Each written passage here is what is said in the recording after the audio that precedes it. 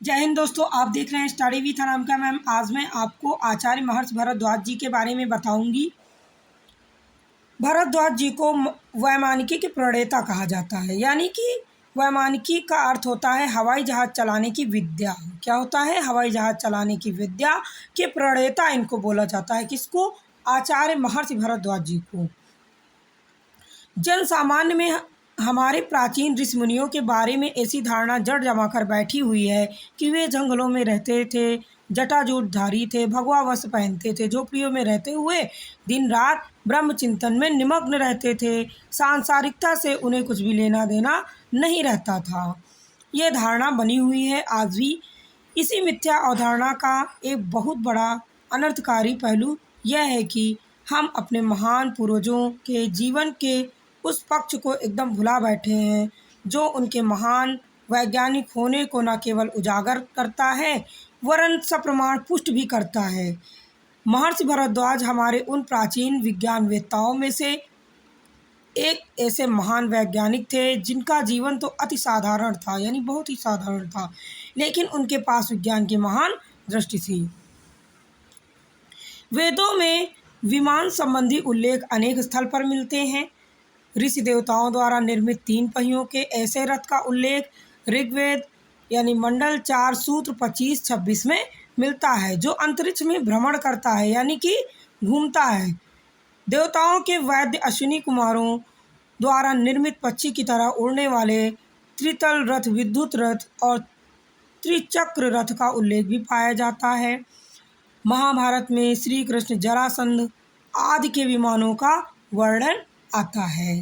वाल्मीकि रामायण में वर्णित पुष्पक विमान, जिससे आपको पता है राम जी अयोध्या वापस आए थे, जो लंकापति रावण के पास था, नाम से तो प्राय सभी परिचित हैं। आप लोग जानते हैं पुष्पक विमान से वो फिर आए थे अयोध्या वापस। तीर्थराज प्रयागराज में संगम से थोड़ी दूर पर महर्षि भरद्वाज का आश्रम था, जो आज भी विद्यमान है। इलाहाबाद को अब प्रयागराज के नाम से जाना जाता है। महाभारत काल तथा उससे पूर्व भारतवर्ष में विमान विद्या का विकास हुआ था। न केवल विमान अपितु अंतरिक्ष में स्थित नगर रचना भी हुई थी।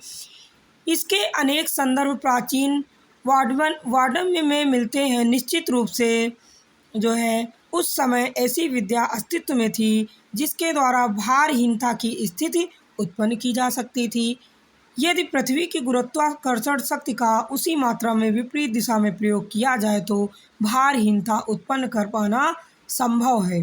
आज विमान टेक्नोलॉजी बहुत ही विकसित हुई है, पर भारत में यही टेक्नोलॉजी विमान शास्त्र हजारों साल पूर्व विकसित हुई थी।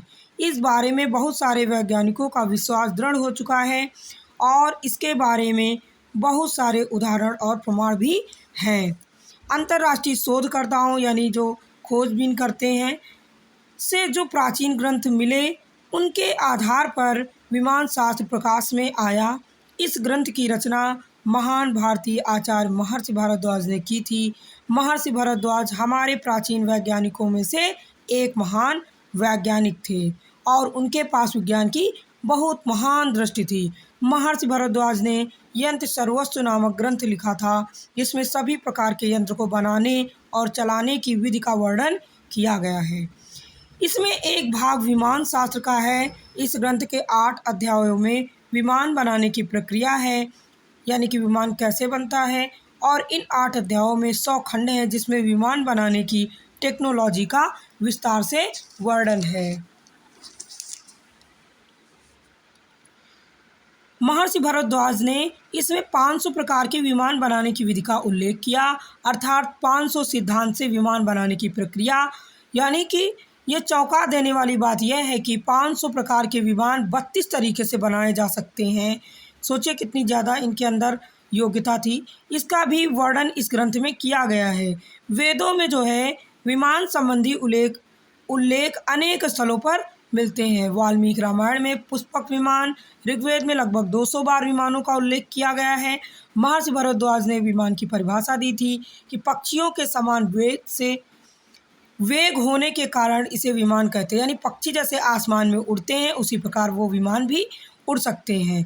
विमान शास्त्र ग्रंथ का बारीकी से अभ्यास करने के बाद 8 प्रकार के विमानों का पता चला है।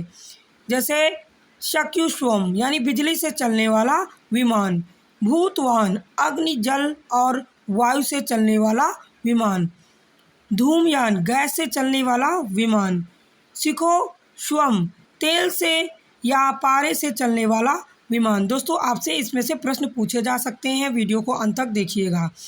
अंशुवाह सूर्य की किरणों से चलने वाला विमान, तारामुख चुंबक से चलने वाला विमान, यानी इसको आपको लर्न करना होगा।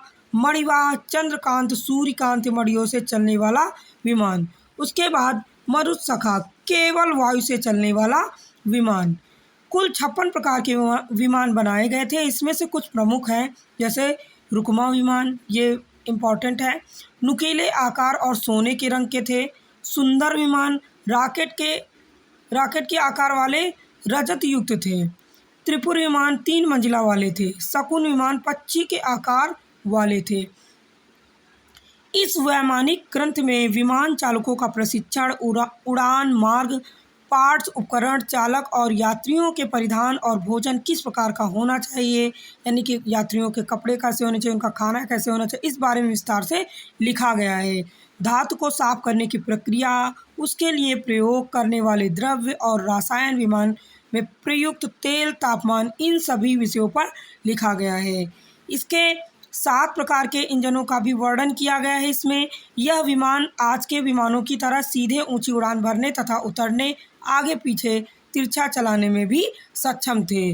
उन विमानों में भी आज के विमानों की तरह 32 प्रकार के आधुनिक यंत्र लगाए गए थे और इनके कार्य का भी वर्णन किया गया है।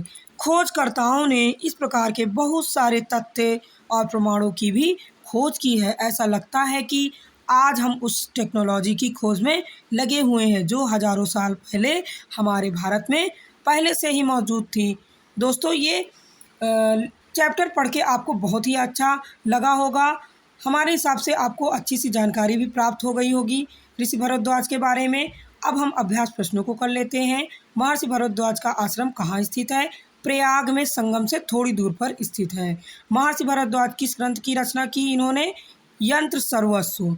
क्या नाम है उसका? यंत्र सर्वस्व। महर्षि भरद्वाज कितने प्रकार के विमान बनाने की विधि का वर्णन किया उन्होंने? 500 प्रकार के किया है और कितने तरीके से? 32 तरीके से।